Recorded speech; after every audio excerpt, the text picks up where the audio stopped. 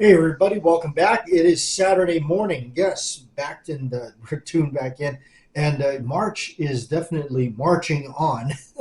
The month is just flying by, so which is not. I guess I mean that's how time goes. I remember I was told when I was growing up, they said the older you get, the faster that time clock is going to move, and boy, is that not the truth. That is certainly the truth behind it all. So, what were we up to this week?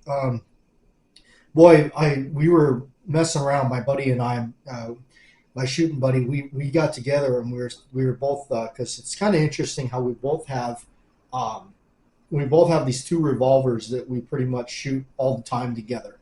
We usually head down and we shoot these two revolvers together. We both own a 357 Magnum and a 44 Magnum. It's kind of weird because forever I've been pretty much a Smith guy. I always like pretty much favored the Smiths, and that is until Colt started coming out with their new guns, their new introductions to their like snake guns like this Python or and the Viper and whatnot. So that is what got me like kind of like I kind of started sliding towards it because the quality of this is so much finer, really, and it can handle the 357 loads. Man, I can't tell you how many since I've owned this, how many 357 Magnums I've shot out of this. It's crazy to think to start. I'm like I've shot more 357 Magnum out of this Python than it's shot 38s. So, and it just to think about that, I'm like, wow, that's a crazy thing for me to be saying. But we both have, and it's kind of interesting. So I guess I should go first because on my side of the table, our shooting table, I will break out. Obviously, I'll stick with the Colt Python in 357 Magnum. And then for my 44 mag, I actually prefer as everybody should know and not be a surprise, the Smith& Wesson Model 29. Now, I prefer my new one, my 29-10 that Smith & Wesson offers. I really like that thing. That was one of the best buys next to this baby right here that I've done. Yeah, they're my two favorite, recent purchases for me that I've picked up, over the last, obviously, I've had the Smith 29 as the newest since I bought that for Christmas in December, and I've had this for probably seems like probably a year or so now. I'm not sure when we actually posted the video when we got it. Mine is obviously my Python's outfitted with deer hollow grips, best Python production grips on the market. If you're looking for the kind of a if you want that OG look and that OG feel to your Python to throw it on your 2020 Python, deerhollowgrip.com, that's the way to go. Like I said, I mean he just does a bang up job. That's just something you've got to have for your new Pythons there, definitely. The one I got on mine is the circa late 70s, 80s style where the checkering goes straight across. We've talked about that. If you actually want to see some of these grips in close up, check out the channel. We've done that. So, but that's what I've been rocking on mine. But and then so on his side of the table, the dark side now, it's kind of interesting. So he went with for his 44 Magnum the Colt Anaconda. So he's got the Colt Anaconda and the new one, the only one again, in my opinion. And for his 357 Magnum, he's actually rocking a little bit of a vintage throwback. I believe he's got I want to say it's a Dash 4. It's a Smith & Wesson Model 19 6-inch. So he's got a vintage one over there on that side of the coin, on his side of the table. So interesting, for us because it's kind of flip flopped. My 44 is a Smith. His 44 is a Colt. My 357 Magnum is a Colt. His is a Smith. So interesting. We definitely we have fun. Definitely going head to head, going and enjoying our range time together, and seeing sampling each other's revolvers there. In fact, that's what we were just doing. Kind of going back and forth. We brought a couple hundred rounds of 357 Magnum and 44 Magnum, and went through that.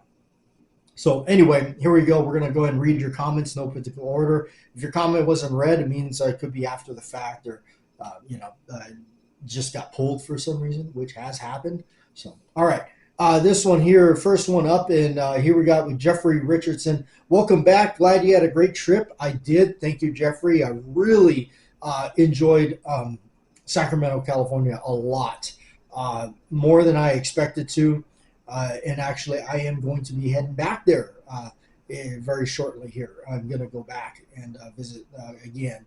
So definitely have no problems going back there and checking it out. I want to do some more exploring and checking out the lay of the land there, and kind of enjoying it some more. A lot to do there. A lot to do. A lot of stuff that I really like to do. Like I said, I think I mentioned last week's show, there was this store that I really liked. It's full of records and DVDs and music stuff and all the things I'm really into. I saw that over there. That was really cool to check that out. Like I said, a lot of stuff to do, a lot of places to eat. So pretty nice, pretty nice. All right, this one here is from Colt 357 Python. Heck yeah. Hi, JW. I really do like your content. I've always liked classic guns too. Yes, definitely love the classic stuff. I love the Python. Even, like some people would say they're not the biggest fans of the original grips or anything like that. But for me, even if they didn't feel all that great or something, but actually they do. They feel great in my hand. I'd have to have just the old throwback grips because it's part of its heritage. It's part of its, it's all that deal. I'm not at all interested in things the way they, for me, it's all about classic stuff, movie related. So obviously the Python, and it's iconic, and it's been in so many films. I mean, how can you not wield this thing and not feel like Chuck Turner? So, but that's where it is for me. That, and I truly enjoy all that. All right, and this one here is from Led8541. He says, great episode. We do appreciate that, Led. Keep up the barbecue videos and stuff, and also check out Led. He's been doing Saturday knife videos, so that's pretty cool. Warren Ness, hi, Bat Jack. Glad to hear you had a great trip. Young female actress from Gossip Girl and Buffy also passed away at the age of 39. Great to see the 1911s again. Yeah, I did. I looked that up. You're right. That's another shame, that had happened.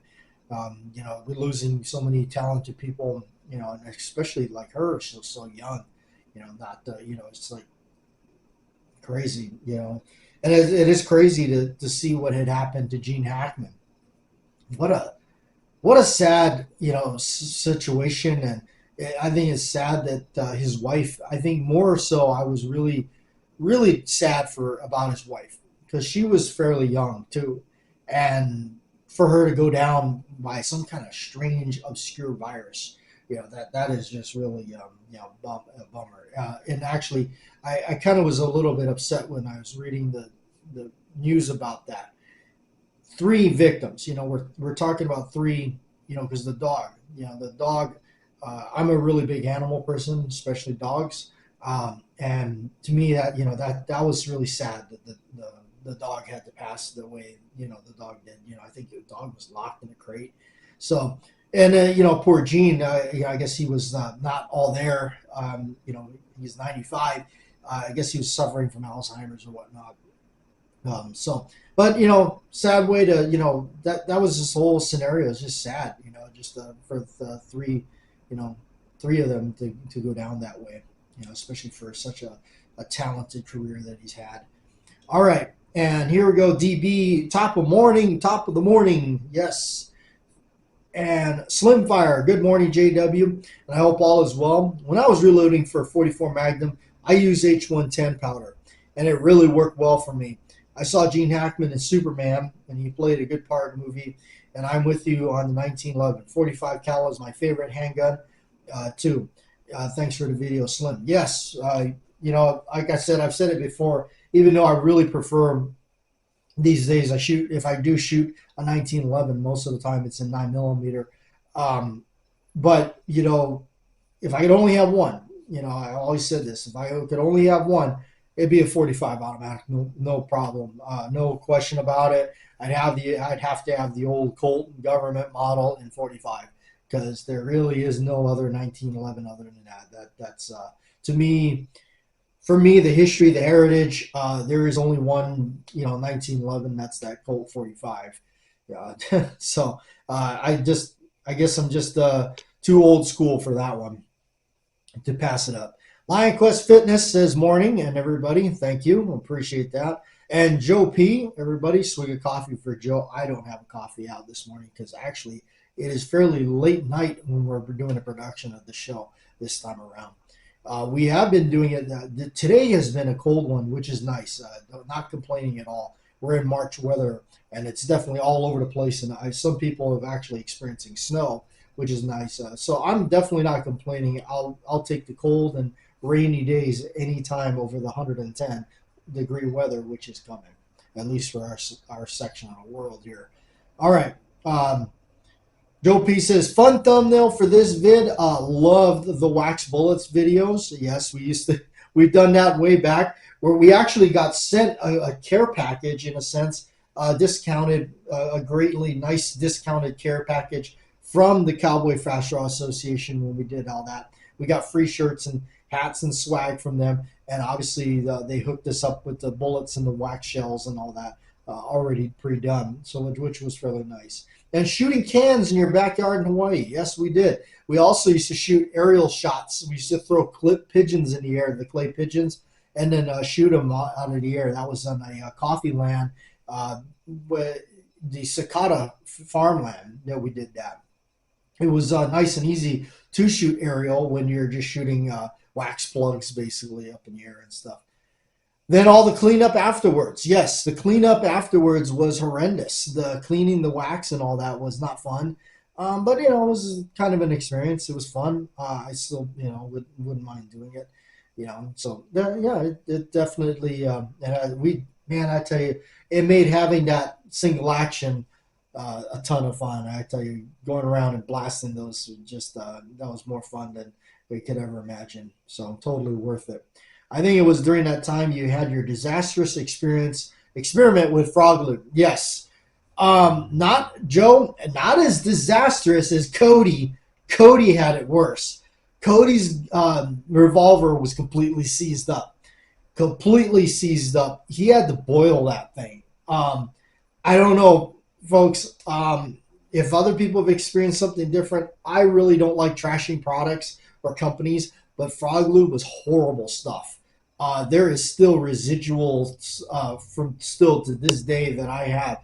I have things that like dyes and whatnot that I put it on that is like it might as well have been smearing tar on things. So never again will I use that stuff. I don't know if it's even still available or whatnot. And I wasn't the only one to experience this, and it wasn't just Cody either. People that I bought the stuff from, he one day he experienced it and he couldn't believe it was happening, and he immediately took the stuff right off his shelf and quit selling it. So I don't know. I mean, maybe, and then there's people that had nothing but great experience with it, and, more power to you. Mickey Mantle. Good morning, Batjack JW. Glad to hear your trip went well and you made it home unscathed. I have amassed a couple hundred old LP records that I plan to listen to eventually.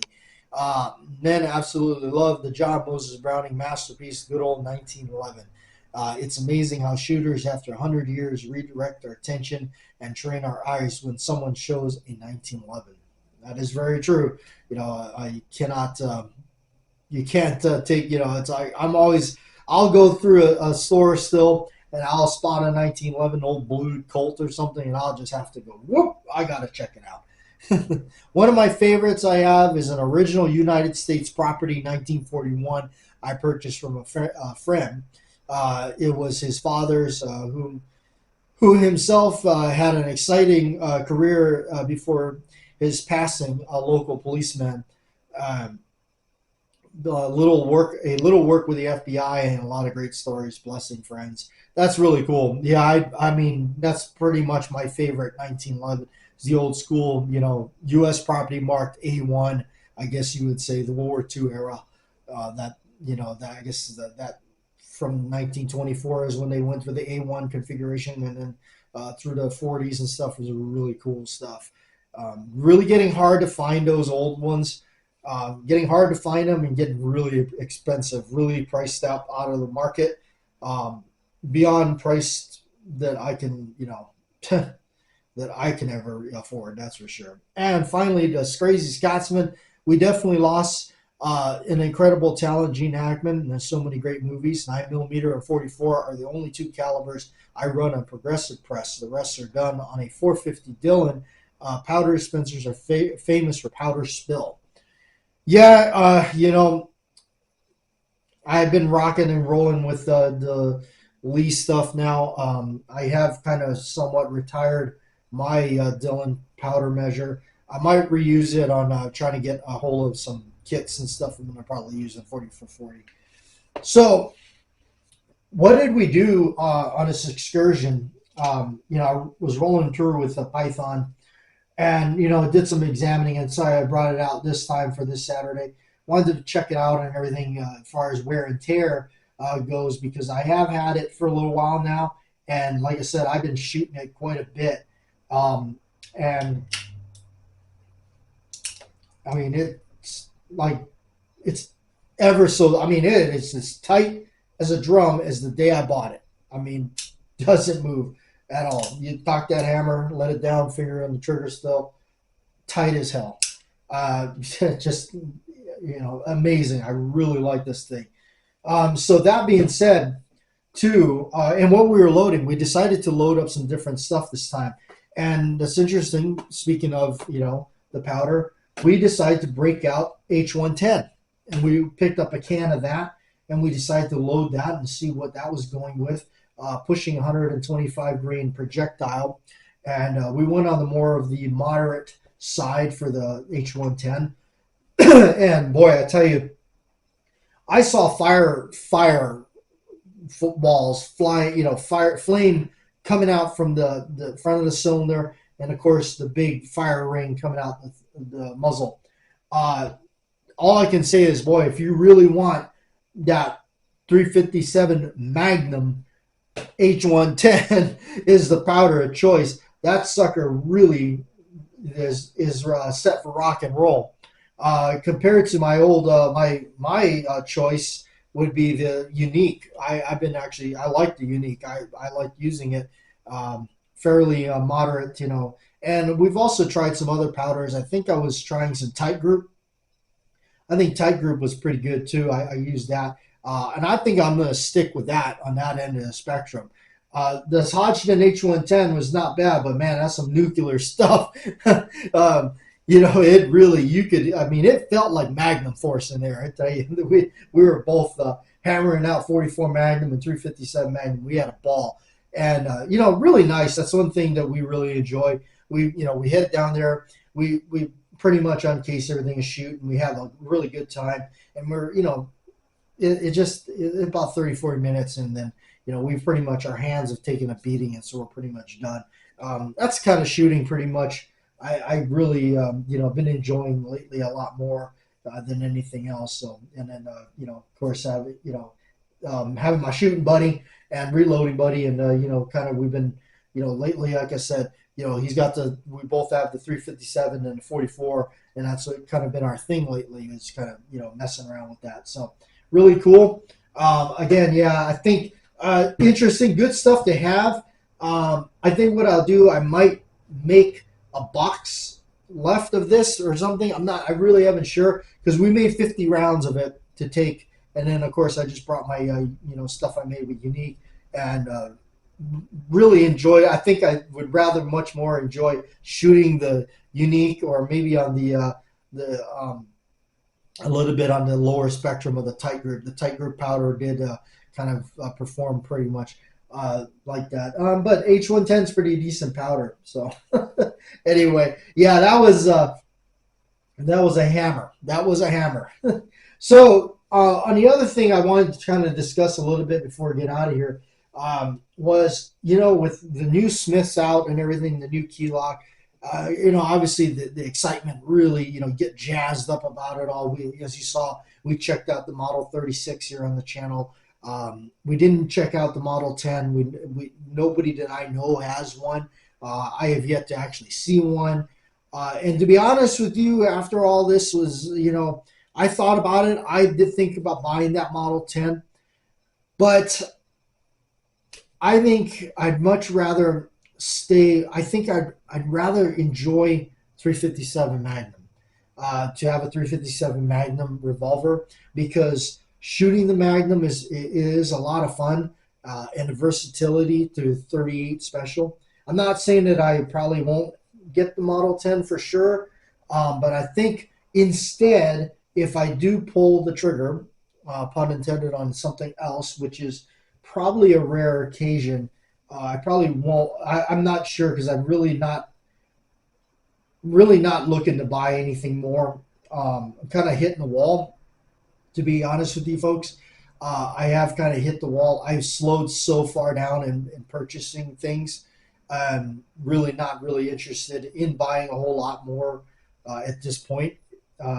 I've been passing on a lot of things over I would see something and I would just pass, pass, pass.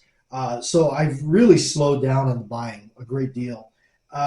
However, if I did purchase something else, I'm really thinking about picking up that 4-inch blued Python, because I've had so much fun with the 6. I think having a 4 would be really nice. I know I was on the fence a lot about that 3 vent ribs on the top. I think I can live with that. I think it's not so much of a deal breaker for me. These things are so beautifully crafted and everything. Wish they didn't do that. Yeah, absolutely. That was one thing that I wish they hadn't have done. I wish they would have kind of stuck to the tradition, but oh well. It is a change that they did. It's not going to be a deal breaker for me, just like the key locks on the new Smiths is not really a deal breaker for me.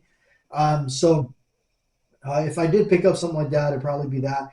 The prices have come down on them quite a bit, so they're floating around a little bit. I've actually noticed, if you check out on the auctions and stuff like that, they're actually floating around. I've seen them. You can pick them up on the used market. Hopefully not too terrible, but look like in good condition for right around as cheap as the 11 range. So that's really nice to see that coming down like that. So anyway, but yeah, that's kind of where I'm on that. I've had so much fun with that, like I said, and it's really nice that Olaf there at Deer Hollow Grips is making such fine production grips on that. That really is the final last key to this whole glory of owning a Python now. And I can't express how happy I am to see so many people get to enjoy the Colt Python now. To be able to go out there, and it's it's more common that somebody owns a Python. Somebody owns it, shoots it, enjoys it now. It's not this thing where it was a mystique or something of a prestige, where the only people that had them were the people that could afford the $3,500 ordeal or whatnot on it. So yeah, that's what's really cool about them. I love the fact that these are available. Like I said, I mean, you can go right down to where close to where I'm at. There's it's kind of like a country store, like a Tractor Supply type deal, but they carry guns there. You can go in there and buy a Python. I mean, so that's what's cool. I've always kind of liked using that as a kind of an example there. I don't know what's on my Python here. It looks like a little bit of the finish maybe got a little bit of flaked off there. But that, what, I mean, it means I'm getting used out of it. I'm enjoying it. And, I'm not abusing it. It's got a little bit of wear, a little bit on the sharp edges right around the bottom here of the frame. There's a little bit of wear on it. Slight muzzle wear. That's probably from just when I had it in a shoulder holster. I was, running around thinking I was Isaac Hayes. But other than that, yeah, it's not, I have not, dinged it up really. And I've been shooting it quite a bit. A little bit of wear, over here on some of the spots where I'm constantly handling it. But nothing where I'm just like, oh my god, the finish is rotting off my gun. Nothing like that. It just means I'm truly enjoying it, and that's probably another good reason to buy the 4 inch, right? To give the old 6 inch a little bit of a rest because I do take it out quite often and enjoy it. So it has had its workout. Like I said, I've shot a lot of 357 Magnum through it, and not a whole lot of 38s. And so that's something to be said, and that's really to me awesome. So anyway, have a good weekend. Be safe, everybody.